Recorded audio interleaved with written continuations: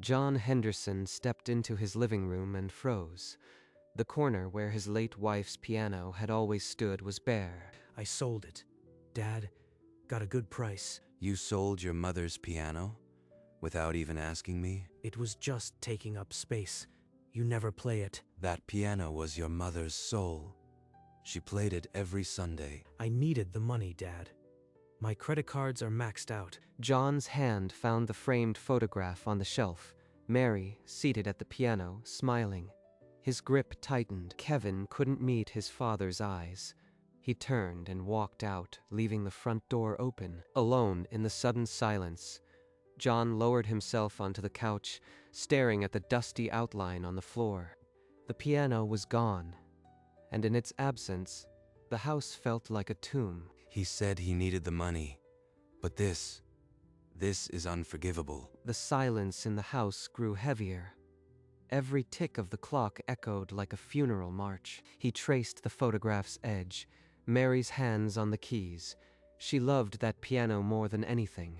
Was I too hard on him, or not hard enough? Outside, Kevin's car had long since disappeared down the street, but the anger still hung in the air. I keep expecting her to walk in and play, but she's gone, and so is the piano.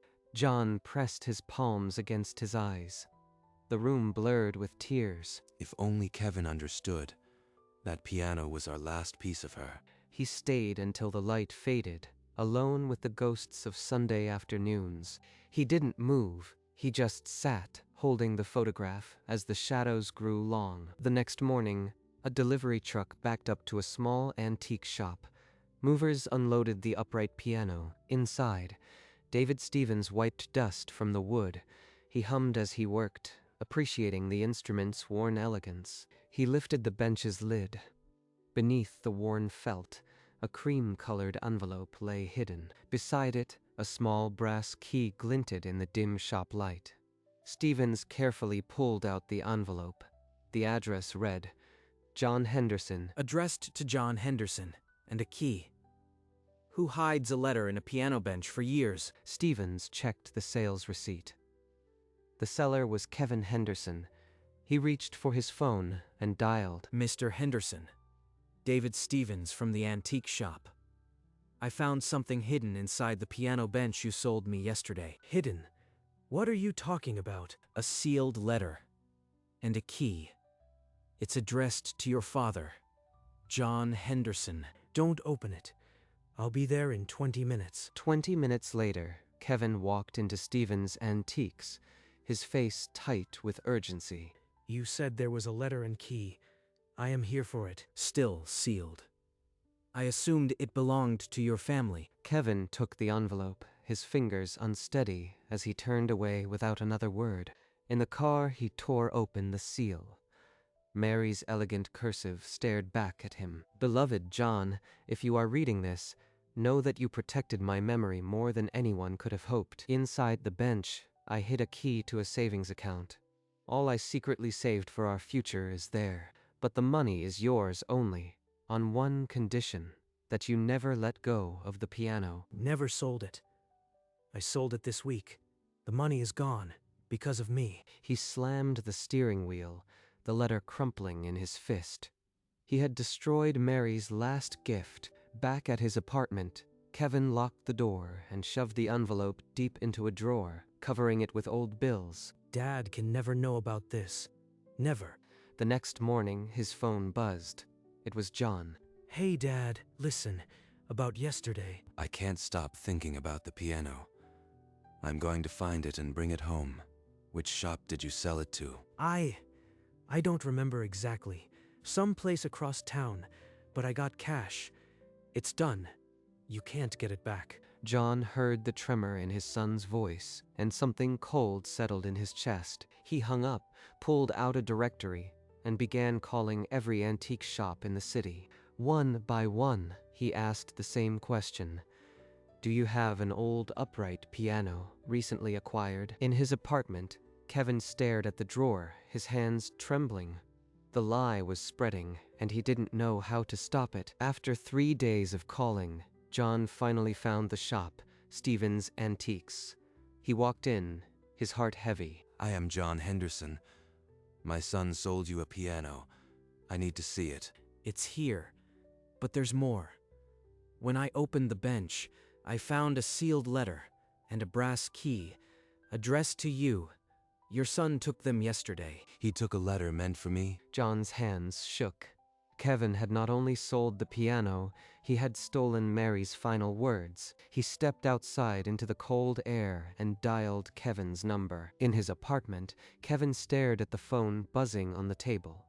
He picked it up with a dry throat. Dad, look, I can explain. You've been lying since the moment you sold that piano. Tell me what was in that letter, Kevin. Now. Kevin's silence was thicker than any confession. The lie was collapsing, and there was nowhere left to hide. 20 minutes later, John stood at Kevin's apartment door, knuckles white around his fist. Dad, come in. No more lies. Where is the letter, Kevin? Kevin opened a drawer with trembling hands and pulled out the crumpled envelope and key. He handed them over like a condemned man. Beloved John, if you are reading this, know that you protected my memory more than anyone could have hoped. Inside the bench, I hid a key to a savings account. All I secretly saved for our future is there. But the money is yours only on one condition, that you never let go of the piano. The piano? You sold it. The money is gone because of you. Kevin sank to the floor, back against the wall, his face buried in his hands. The weight of what he had done crushed him. John held Mary's final words against his chest and wept. The silence that followed was the sound of everything breaking. Get up, Kevin. Go home. I need to be alone. Kevin pulled himself up without a word, his face blank with shock. He stumbled out the door. Back in his own silent house, John placed the key and letter on the kitchen table and stared at them. Mary used to say she had a little nest egg tucked away. Maybe the bank can still help. He picked up the phone and dialed the number on the letterhead she had used. A calm voice answered. I have a key and letter from my late wife. She mentioned a savings account. Can you check if anything exists? The bank officer, Miss Carter, said she would need to see the original documents in person. An appointment was set for the next morning. John hung up and let out a shaky breath. For the first time in days, the smallest ember of hope flickered inside him. Outside, the street lights were coming on. Kevin sat in his car, engine off, staring at the steering wheel. He did not go home. Tomorrow would bring an answer. John folded the letter gently, tucked the key into his pocket, and waited for morning. John stepped through the bank doors, the letter and key held tight in his grasp. I am here to see Miss Carter. There's an account my wife left in trust. Miss Carter welcomed him into her office and gestured to a chair. Mary Henderson was a meticulous planner. This account was structured as a testamentary trust. The condition about the piano was her personal wish, but not a legal ultimatum. The funds are rightfully yours, Mr. Henderson. So, the money. It wasn't lost because Kevin sold the piano. Number. The account was always designated to you. The sale doesn't affect the trust. She slid the transfer documents across the desk. John's hand trembled as he signed. He left the bank with a folder and a lighter spirit. Mary had secured his future. She trusted me to protect her memory. Now I have to prove I can. Back in his empty living room, John placed the bank folder on the shelf beside Mary's photograph. Then he reached for the phone. Kevin's phone buzzed on the table. He stared at the caller ID for a long moment before answering. Dad, is everything okay? The money wasn't lost. Mary's account still existed, and it's mine now. You got it? But how, I thought. The condition. She made sure it was protected from greed. But this doesn't repair what you did. John hung up and drove straight to Stevens Antiques. I want to buy back my wife's piano. Name your price. Stevens nodded slowly and wrote out a receipt. The piano was coming home. Mary's piano belongs somewhere it can sing again. Not locked in my living room. He found a storefront on Elm Street. He signed the lease that afternoon. Within a week, Movers carefully placed the upright piano against the back wall. He hung a brass plaque. Mary Henderson Music School. He placed Mary's photograph on the piano. Stepping back, he surveyed the space. For the first time in months, the silence felt like peace, not loss. Across the street, Kevin stood under a lamppost, watching the lights inside. He had heard about the school from a neighbor. He came every evening now, never stepping closer. Through the window, John saw the familiar silhouette. He turned away and pulled down the blinds. Kevin lowered his head and walked back into the cold. He had no right to enter, and he knew it. The school opened the next morning. John sat at the piano, waiting for his first student. 2 weeks later, Kevin was called into an office at work and handed a termination notice. His credit cards were already frozen. Everything is falling apart. Mom would be ashamed. He moved into a basement studio. The only work he could find was delivering packages on a bicycle. I sold her piano for nothing. Now I pedal through the cold like a ghost. Evenings, he stopped across from the school. Through the window, children's laughter mingled with piano notes. Inside, John taught simple melodies. He never looked toward the window, but he always knew Kevin was out there. I don't deserve to walk in, but I can't stop coming. One night, John placed a hand on the piano lid and spoke to Mary's photograph. He's still there, Mary. I see him every night, but I can't open that door yet. The rain started to fall. Kevin didn't move from his spot, letting the cold water soak through his uniform. The next morning, John unlocked the school and found a damp envelope pushed under the door. "Dad, I know I can't fix this. I am sorry. I love you. I don't expect forgiveness." John held the letter for a long moment, his jaw tight. He didn't call. He finally said the words, but I am not ready to let him back in. Later that afternoon, a new student arrived. A boy around 10, with eager eyes and restless hands. He struggled with the first notes, the same way Kevin once did, tongue peeking out in concentration. I taught him Twinkle, Twinkle on this very piano. He was so proud. Where did that boy go? That night, alone in the empty school, John placed Mary's letter and Kevin's letter side by side on the bench. You said the money was for the one who protected your memory. I am trying, Mary, but our son is still out there. He stared at the piano keys, the silence louder than any answer. On Christmas Eve, the little school glowed. Parents squeezed into chairs as children played clumsy carols. Kevin was finishing a delivery 3 blocks away when a familiar melody drifted through the cold air. He followed the sound until he stood outside the lit window, his delivery box forgotten at his feet. Through the glass, he saw his father at the piano, guiding a young girl's fingers over the keys. After the last note, John stepped into the street and found Kevin rooted to the sidewalk, shivering. Dad, I don't have any right to be here, but I kept walking and I couldn't stop. You are freezing. How long have you been standing out here? Since the first carol, I heard Mom's piano and I just stood here. I am so ashamed of what I did. Come inside, Kevin. It's Christmas Eve. No one should be alone tonight. John turned and held the door open. Kevin wiped his eyes and stepped across the threshold for the first time in months. Inside the empty school, the only light came from the stage. John walked to the piano. Kevin followed, his steps hesitant. Kevin's eyes found the brass plaque. Mary Henderson Music School. His breath caught as if he'd been struck. You named it for her. You used the money to build her dream, and I almost destroyed it. John didn't turn. He stood by the window, his reflection pale against the dark street. Kevin sank to the floor, back against the wall, shoulders trembling. The dam of months broke. I sold her piano. I hid the letter. I knew what she wanted. Dad and I took it anyway. I am the reason it all almost disappeared. John's jaw tightened, but he didn't interrupt. I kept your letter. It's here, next to hers, in the bench where she hid it. Kevin looked up.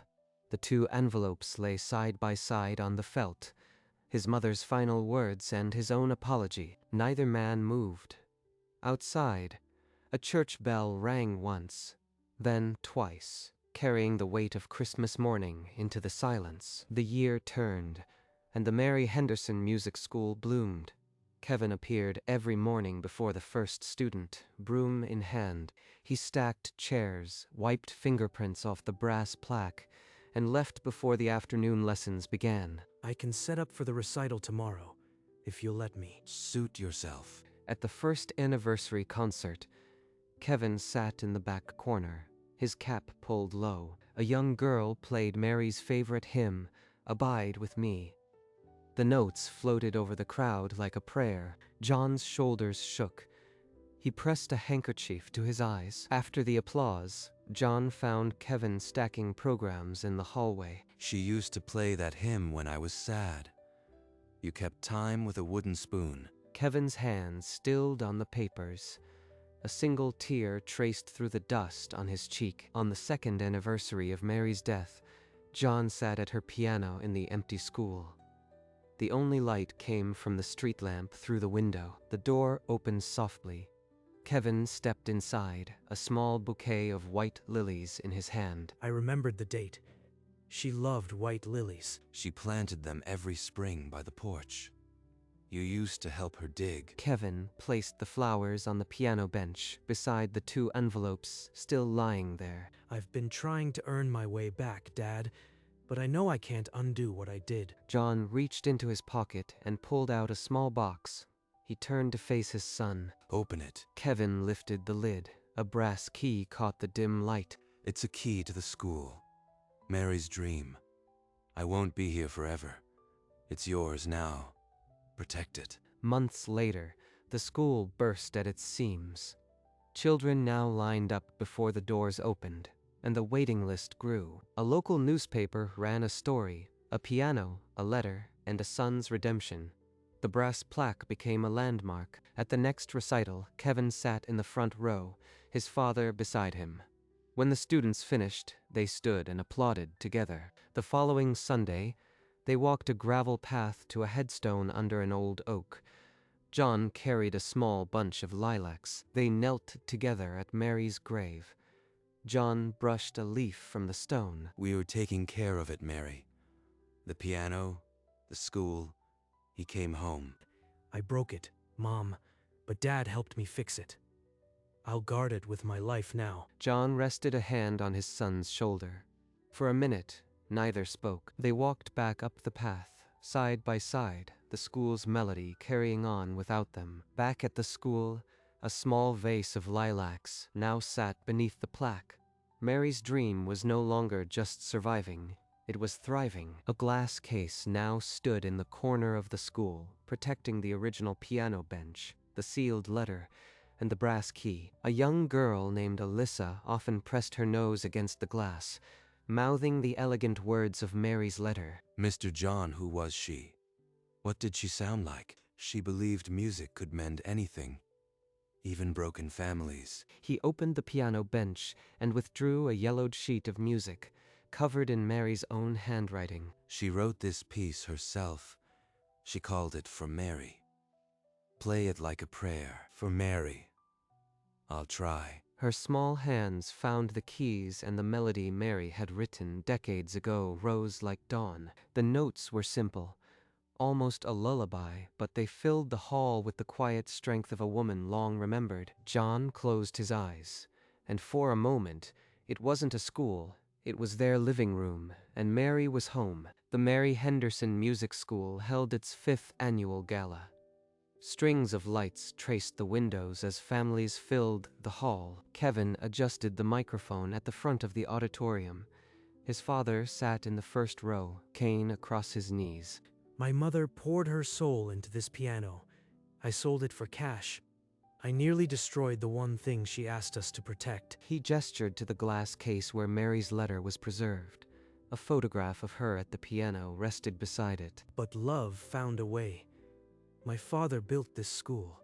He kept her memory alive, and he let me back in. John rose slowly. He walked to the piano, and the crowd hushed. He played Abide With Me, the hymn Mary loved most.